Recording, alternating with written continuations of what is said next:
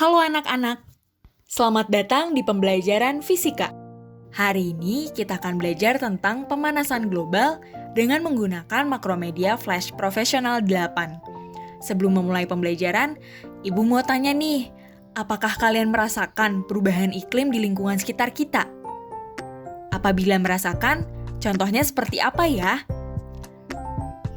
Ibu juga merasakan kalau curah hujan di sekitar lingkungan Ibu meningkat. Nah, ternyata perubahan iklim ini ada hubungannya loh dengan pemanasan global. Untuk mengetahui hubungannya, mari kita belajar tentang pemanasan global. Pertama, mari kita lihat kompetensi dasar dan tujuan pembelajaran pemanasan global. Kompetensi dasar pemanasan global ada dua. Yang pertama, menganalisis gejala pemanasan global dan dampaknya bagi kehidupan serta lingkungan. Yang kedua, mengajukan ide atau gagasan penyelesaian masalah gejala pemanasan global dan dampaknya bagi kehidupan serta lingkungan. Kemudian, tujuan pembelajarannya, yang pertama, siswa dapat mendeskripsikan definisi pemanasan global dengan benar. Yang kedua, siswa dapat menjelaskan faktor penyebab pemanasan global dengan benar. Yang ketiga, siswa dapat menjelaskan dampak dari pemanasan global dalam kehidupan dengan benar. Yang keempat, siswa dapat menjelaskan alternatif solusi dalam penanggulangan pemanasan global dengan benar. Setelah mengetahui kompetensi dasar dan tujuan pembelajarannya, sekarang kita akan bahas materi pemanasan global. Di sini, materi terdiri dari definisi, penyebab, dampak, dan solusi. Kita awali dengan definisi pemanasan global terlebih dahulu ya. Pemanasan global adalah peristiwa meningkatnya suhu rata-rata permukaan bumi akibat peningkatan jumlah emisi gas rumah kaca di atmosfer. Pemanasan global akan diikuti dengan perubahan iklim, seperti meningkatnya curah hujan di beberapa belahan dunia sehingga menimbulkan banjir dan erosi. Sedangkan di belahan bumi lain akan mengalami musim hujan berkepanjangan disebabkan oleh kenaikan suhu. Kemudian, apa penyebab dari pemanasan global? Pemanasan global terjadi ketika gas rumah kaca terus bertambah di udara. Penambahan gas rumah kaca secara terus-menerus mengakibatkan efek rumah kaca. Efek rumah kaca adalah sebuah kondisi di mana suhu meningkat secara drastis pada sebuah benda permukaan langit, seperti planet dan bintang. Peningkatan suhu ini disebabkan karena adanya perubahan kondisi dari komposisi serta keadaan atmosfer yang mengelilingi benda langit tersebut. Gambar ini menunjukkan proses terjadinya efek rumah kaca, yaitu ketika panas matahari merambat ke permukaan bumi melalui atmosfer. Namun ternyata tidak semua panas matahari tersebut diserap oleh bumi. Sebagian panas matahari diserap oleh bumi dan memanasinya. Sebagian panas matahari dipantulkan kembali oleh bumi. Sebagian panas matahari yang dipantulkan tersebut ada yang diserap oleh gas-gas di atmosfer sehingga menahan panas keluar dari atmosfer. Adapun panas matahari yang sebagian dipantulkan kembali oleh atmosfer dan bumi. Ada beberapa gas yang termasuk dalam gas rumah kaca. Yang pertama, karbon dioksida. Karbon dioksida adalah gas rumah kaca terpenting penyebab pemanasan global yang sedang ditimbun di atmosfer karena kegiatan manusia. Kegiatan manusia yang meningkatkan jumlah karbon dioksida tersebut diantaranya pembakaran bahan bakar fosil, pembukaan lahan baru pertanian, dan penggundulan hutan. Karbon dioksida juga memainkan peranan penting untuk kehidupan tanaman, yaitu pada proses fotosintesis.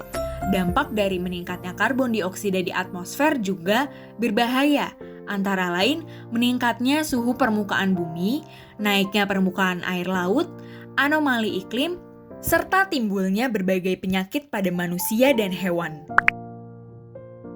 Yang kedua, metana. Metana dihasilkan ketika jenis mikroorganisme tertentu menguraikan bahan organik pada kondisi tanpa udara atau anaerob. Contoh kegiatan manusia yang meningkatkan jumlah metana yang dilepaskan ke atmosfer adalah peternakan, karena metana yang dihasilkan sapi, kerbau, dan lain-lain dalam perutnya dikeluarkan ketika bersendawa dan kentut. Metana juga dihasilkan dalam jumlah cukup banyak di tempat pembuangan sampah, sehingga menguntungkan bila mengumpulkan metana sebagai bahan bakar bagi ketel uap untuk menghasilkan energi listrik. Metana juga merupakan unsur utama dari gas bumi yang terdapat dalam jumlah besar pada sumur minyak bumi atau gas bumi.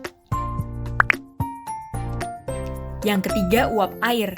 Uap air merupakan penyumbang terbesar bagi efek rumah kaca. Uap air tidak terlihat dan harus dibedakan dari awan dan kabut yang terjadi ketika uap membentuk butir-butir air. Jumlah uap air dalam atmosfer berada di luar kendali manusia dan dipengaruhi terutama oleh suhu global. Jika bumi menjadi lebih hangat, jumlah uap air di atmosfer akan meningkat karena naiknya laju penguapan. Hal ini akan meningkatkan efek rumah kaca dan memicu naiknya pemanasan global. Yang keempat, ozon. Ozon terdapat secara alami di atmosfer.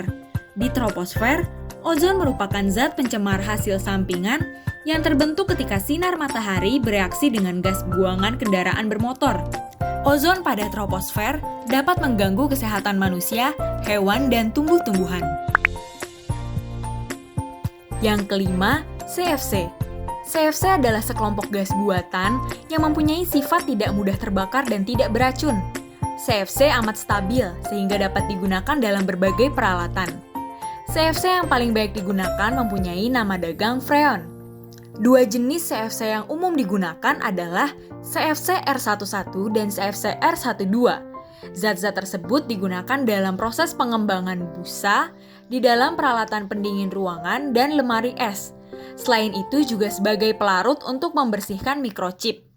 CFC menghasilkan efek pemanasan hingga ribuan kali dari karbon dioksida.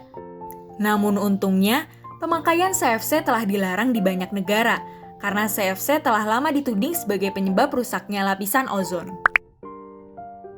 Selanjutnya, apa saja dampak dari pemanasan global? Yang pertama, meningkatnya frekuensi kebakaran hutan. Yang kedua, musnahnya berbagai jenis keanekaragaman hayati. Yang ketiga, meningkatnya frekuensi dan intensitas hujan badai, angin topan, dan banjir. Keempat, meningkatnya jumlah tanah kering yang potensial menjadi gurun karena kekeringan yang berkepanjangan. Kelima, kenaikan permukaan laut hingga menyebabkan banjir yang luas.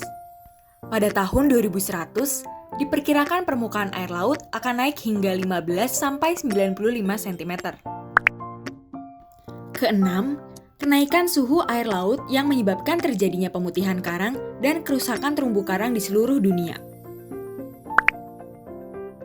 Ketujuh, menyebarnya penyakit-penyakit tropis seperti malaria ke daerah-daerah baru karena bertambahnya populasi serangga. Kedelapan, mencairnya es dan geyser di kutub. Kesembilan, daerah-daerah tertentu menjadi padat dan sesak karena terjadi arus pengungsian. Lalu, hal apa saja yang bisa kita lakukan untuk menghindari pemanasan global? Ini dia solusinya. Pertama, vegetarian. FAO PBB menyebutkan produksi daging menyumbang 18% pemanasan global, lebih besar daripada sumbangan seluruh transportasi di dunia.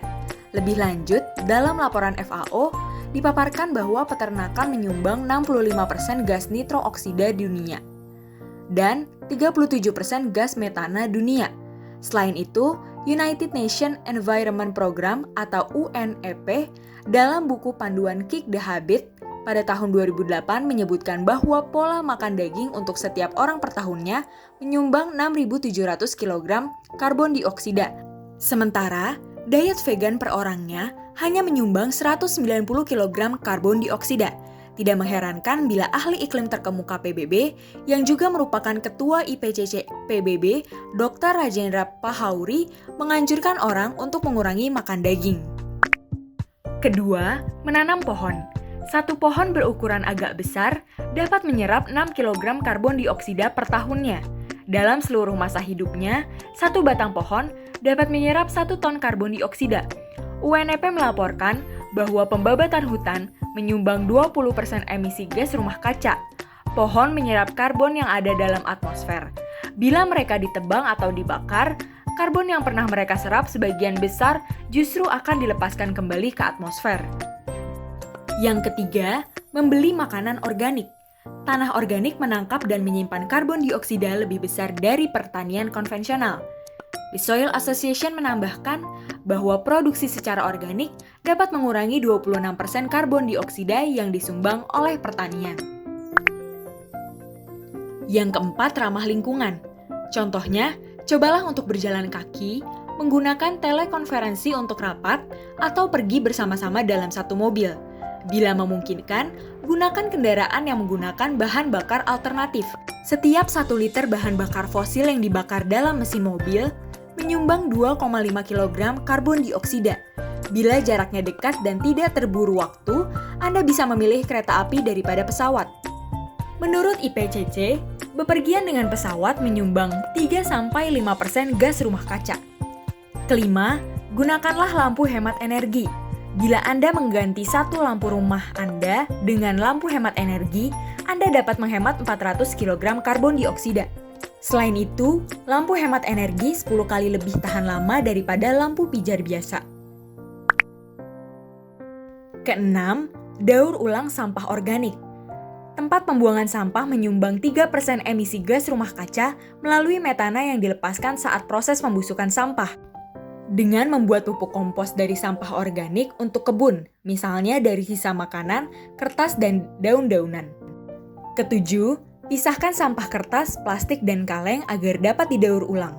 Mendaur ulang aluminium dapat menghemat 90% energi yang dibutuhkan untuk memproduksi kaleng aluminium yang baru, atau menghemat 9 kg karbon dioksida per kilogram aluminium.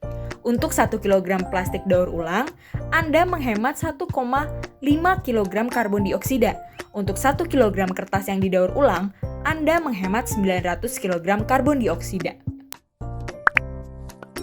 Setelah mengetahui definisi, penyebab, dampak, dan solusi dari pemanasan global, selanjutnya kita akan mencoba untuk mengerjakan latihan soal. Sebelumnya, mari kita lihat contoh soal terlebih dahulu. Di bawah ini, yang termasuk ke dalam dampak dari adanya pemanasan global yaitu kita coba jawab gunung meletus. Ternyata hasilnya salah. Mari kita lihat pembahasannya dengan klik next. Ternyata, gambar yang merupakan dampak dari pemanasan global adalah alam yang semulanya hijau menjadi kering dan gersang. Selanjutnya, mari kita coba latihan soal. Di sini, saya akan coba isi secara acak. Silahkan isi identitas siswa sesuai dengan identitas kalian masing-masing.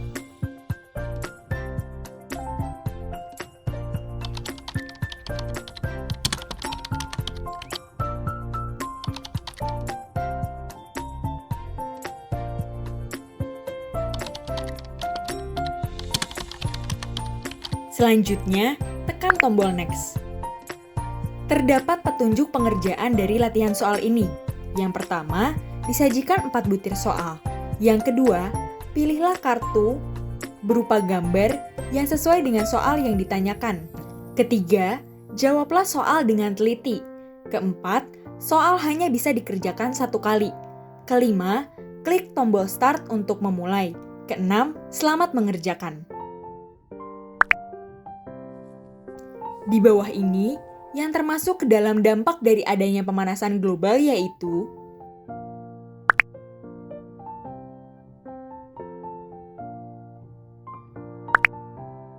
Di bawah ini yang termasuk ke dalam dampak dari adanya pemanasan global yaitu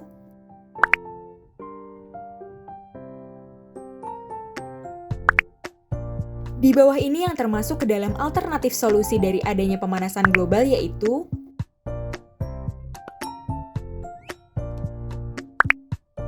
Di bawah ini yang termasuk ke dalam alternatif solusi dari adanya pemanasan global yaitu nilai dari latihan soal yang kalian kerjakan akan muncul pada hasil evaluasi ini. Tidak hanya nilai, jumlah item yang benar dan salah akan muncul juga. Apabila kalian ingin mengetahui pembahasan dari soal yang telah kalian kerjakan, silahkan klik tombol pembahasan. Pada soal pertama, kartu di samping merupakan dampak dari adanya pemanasan global, yaitu mencairnya es di kutub, di mana peningkatan suhu bumi akibat adanya pemanasan global mengakibatkan mencairnya es di kutub. Pada soal kedua, kartu di samping merupakan dampak dari adanya pemanasan global, yaitu hilangnya habitat beruang kutub dikarenakan mencairnya es di kutub. Pada soal ketiga, kartu di samping merupakan alternatif solusi dari adanya pemanasan global, yaitu bersepeda. Bersepeda dapat mengurangi kadar karbon monoksida di udara. Pada soal keempat, kartu di samping merupakan alternatif solusi dari adanya pemanasan global, yaitu reboisasi. Dengan reboisasi, bumi akan kembali hijau dan menambah jumlah oksigen di udara. Sekian pembelajaran pada materi pemanasan global. Berikut ini referensi yang kami gunakan. Ini merupakan sumber dari gambar dan materi yang kami gunakan. Kalian juga bisa mengunduh media pembelajaran ini dengan mengklik link download. Kalian bisa menuliskan ulang link yang tertera pada kolom pencarian Google. Link tersebut akan mengarahkan kalian pada folder Google Drive dari media pembelajaran ini. Pastikan laptop kalian memiliki aplikasi Macromedia Flash 8 ya untuk membukanya. Sekian pemaparan materi dari Ibu. Terima kasih sudah menyimak dari awal hingga akhir ya. Sampai jumpa pada materi pembelajaran lainnya.